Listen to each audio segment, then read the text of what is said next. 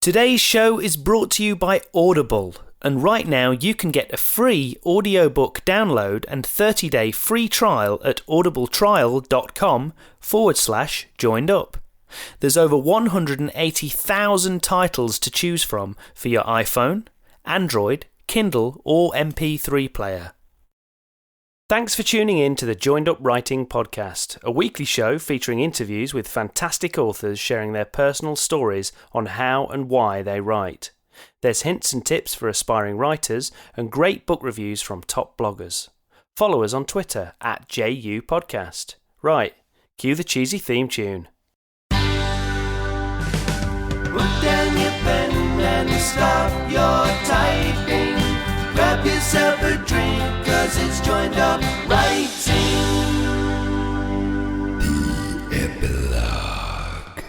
Yes, it's the Epilogue, our bonus in-between quick listens containing an extra question or topic not covered in the original interview. And this week it's the turn of Nathan O'Hagan and Wayne Leeming from Obliterati Press. If you missed it, you can find their full interview over at joinedupwriting.co.uk, or even better, subscribe on iTunes, Stitcher, Spotify, Overcast or wherever else you get your podcasts to find a new episode downloaded automatically every week. We've got a huge archive of interviews, 2-minute tips, epilogues and writing chats for you to enjoy, and it's all completely free.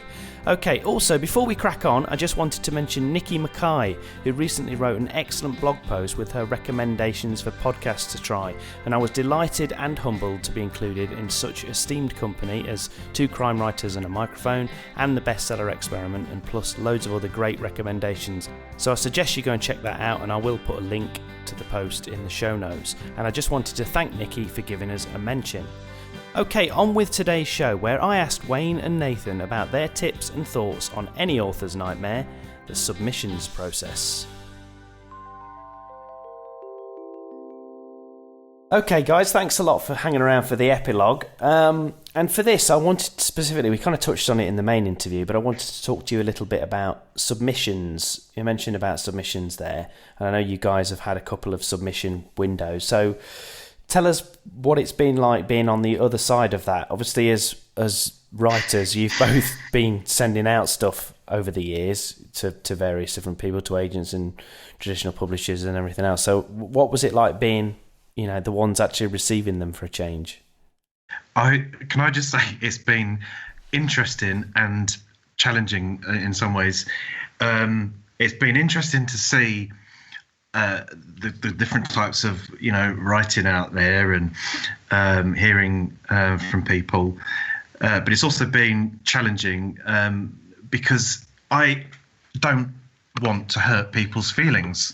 Sure. I don't enjoy it, and so therefore when something doesn't appeal to you, it's no fun to let people down.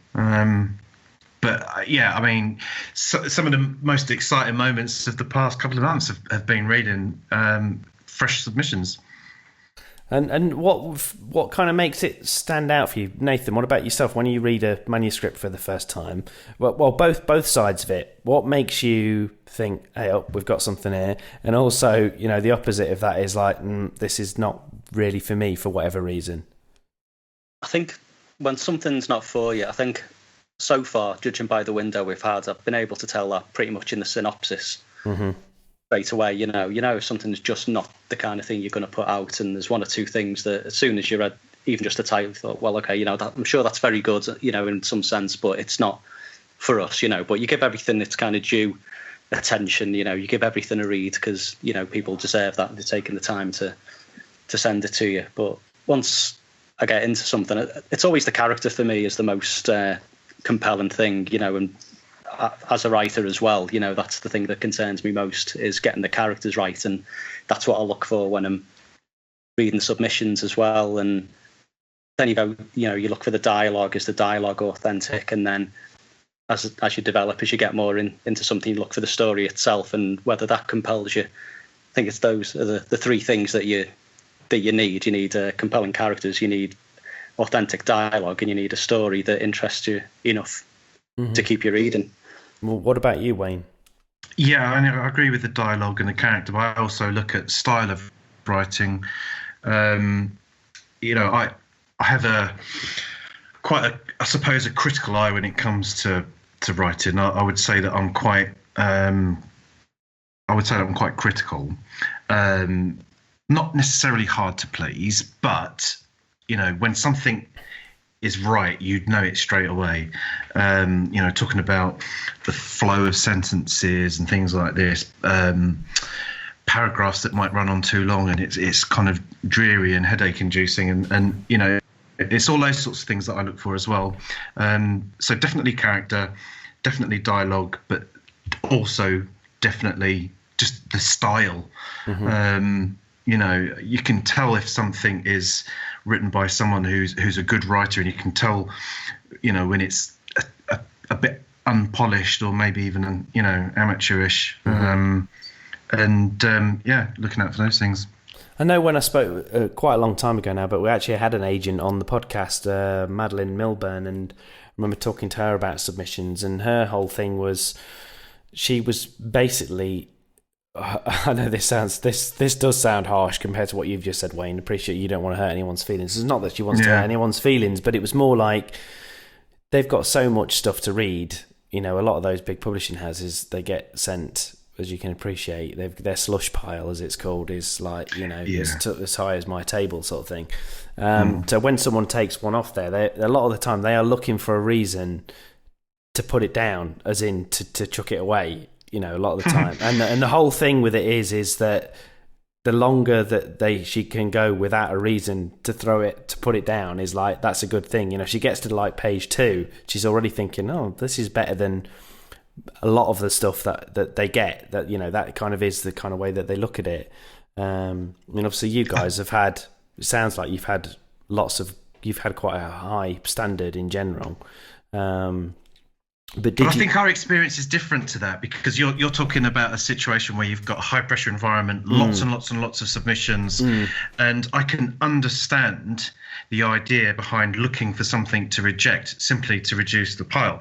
Whereas I would say that, because it's early doors for us, and we didn't have, a submissions pile that was as big as your desk. Yeah. It was more a case of looking for the opposite, looking for something that we wanted to work with, and therefore kind of, keep reading on in the hopes that something, would grab you by the balls. But in some cases, some cases things didn't. And I think we gave things a very fair consideration, actually. And like you say, we do have sort of the luxury, I suppose, and that it's only us two, doing it. It's our own press, so we haven't got to think about what's going to sell, what's going to fit in what marketplace or whatever. It's just whether it appeals to us initially, and then we'll take it from there, whether it's, it appeals enough for us to want to put it out. But yeah, and also because we know how horrible it is to be part of that slush pile, and to know that your book's probably not even been read, they've probably not read past the synopsis, or possibly not even past your name, if that, well, the due attention, because they've taken the trouble to write something, they put a lot of effort into it, and then they've considered you as someone they might want to publish it. And, not all of it is going to be something that you would have any interest in, but yeah, you've got to give something its due attention, I think. And, maybe as we grow, if hopefully we do grow, we might at some point get to that place where we do have to think more brutally about looking for a reason, to put things down rather than to keep going. But for the time being, and because we had a very short submissions window for exactly that reason. I think it was only a couple of weeks. We said we'll open, we'll see what comes in. We might get nothing, because at that point, we were very new. But we got more than we expected, and we got to about 10 submissions, and we said, right, we'll close it now, because that's more than enough for us to be going on with.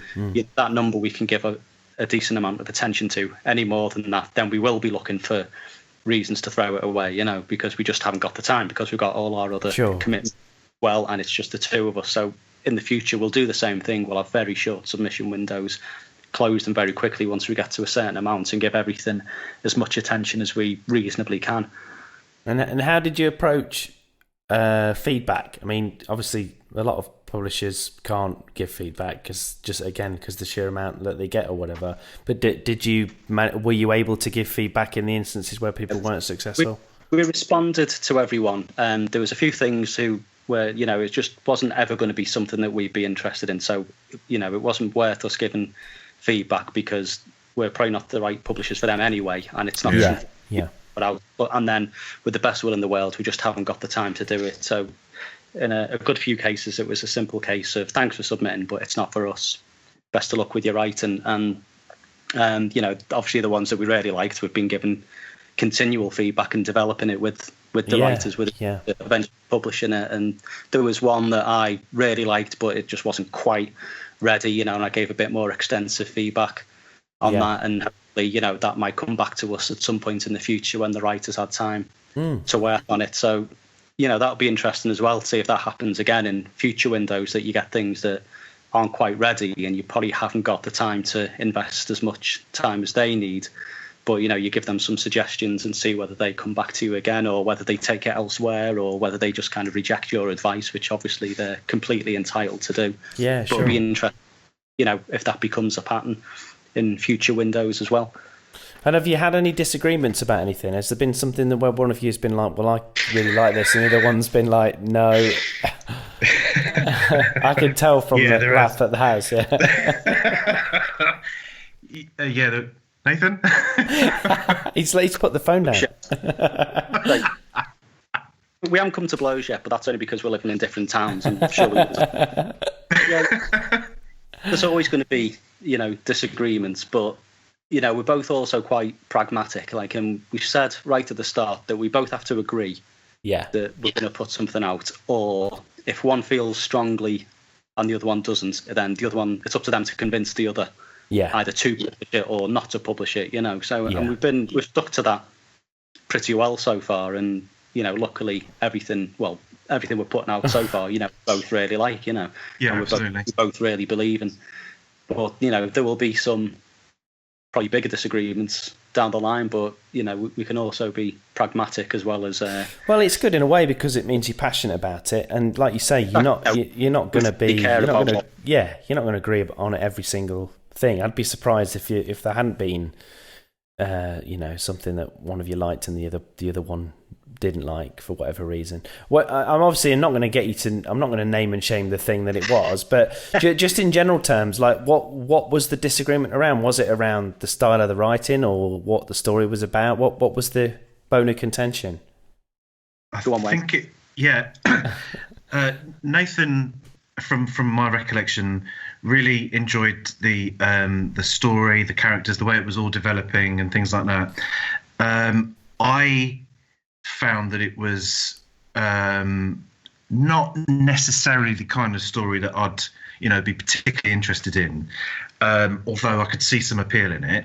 I also recognised that the author had some ability, but that the book, I felt, really dragged in places and needed some work cutting it down and things like that. And in the end, actually, to be fair, you know, we did actually come to that agreement that, and I would read the book again if it was resubmitted after having some work done on it. But for me, it was more about it needed a lot doing to it. Yeah, it needed a bit doing to it, definitely. You know, it did drag in places, and some of the style wasn't necessarily my cup of tea. But as I say, I did recognise that the author had some talent there, and for that reason, you know, we mutually agreed on the nature of the feedback that was going to be given. You know, it's like you said before, it's one of those things we're not going to necessarily agree on everything, but it's a case of how we deal with it, you know, when we do have disagreement. And I think, you know, recognising various factors that you know, a talent that could be, you know, honed with a bit of feedback. No, I get what you're saying. Yeah, the most important thing is that well, pardon the puns, obviously it's about books, but you kind of have got to be on the same page with it, because there's only the two of you at the end of the day. Yeah, and we're also both funding this ourselves as well, you know, so it's not as though we've got barrels of money to just sort of chuck at any old book. Yeah, absolutely. Which obviously does make your decisions that more important, and there's a lot more riding on it, as you say. Which again is why you both. But again, that's kind of another benefit, isn't it, of an operation like yours, from the point of view that you're literally personally invested, both in terms of being passionate about it, but you're also putting your money where your mouth is. Exactly. Yeah.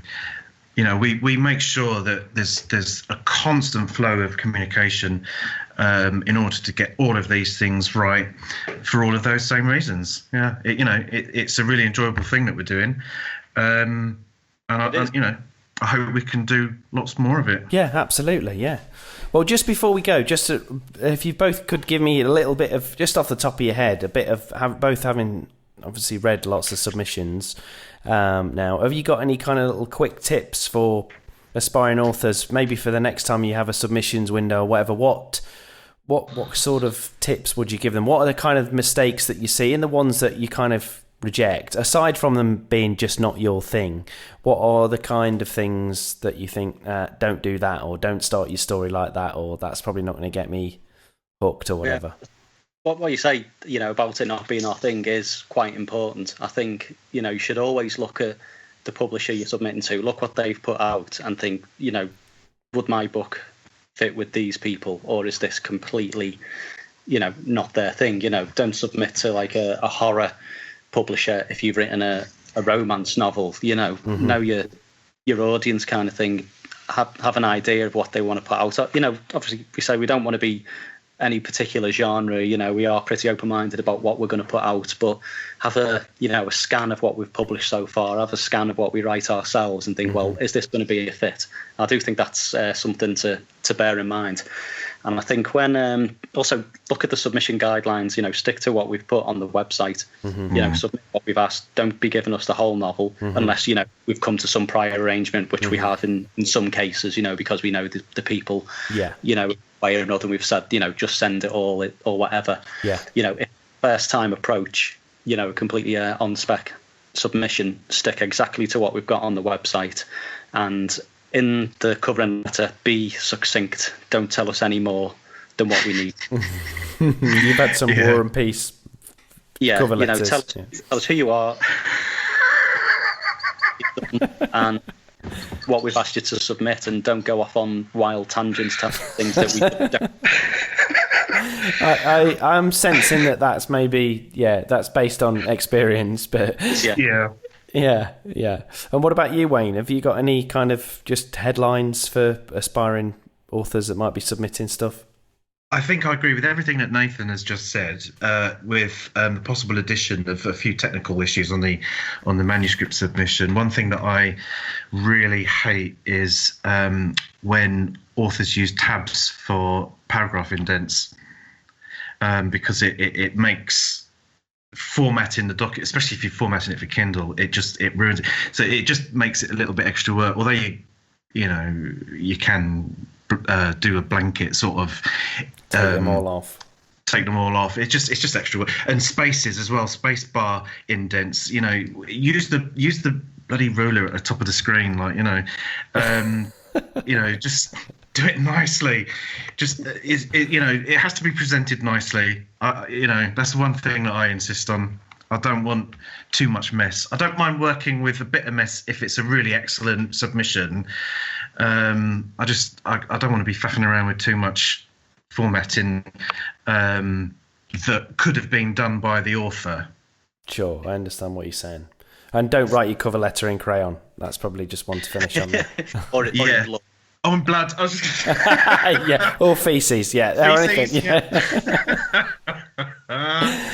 The kind of stuff that some people think is a good idea when you're first in a band. Oh, they'll never get this. They won't be used to it. It's out of the ordinary. We'll stand out. Yeah, for all the wrong reasons. That's another one for the feces pile. Yeah, exactly. Yeah, that's straight water rather than a exactly. Yeah, that's the third one this week. Yeah. All right. Well, brilliant. Once again, thanks a lot for hanging around. Really appreciate it. And good luck with the next few releases. Yeah, our pleasure. Thanks for having us again. Yeah, thanks for having us on. There you go. Loads of helpful info from Wayne and Nathan, and I would encourage you to go and check out Obliterati Press and their growing roster of excellent books and authors. And I'll put a link to all of those in the show notes over at joinedupwriting.co.uk. Next week, I've got a brilliant chat with crime writer Rebecca Bradley, but that's it for this week. So thanks for listening. I'm Wayne Kelly. happy reading and writing, and I'll see you next time.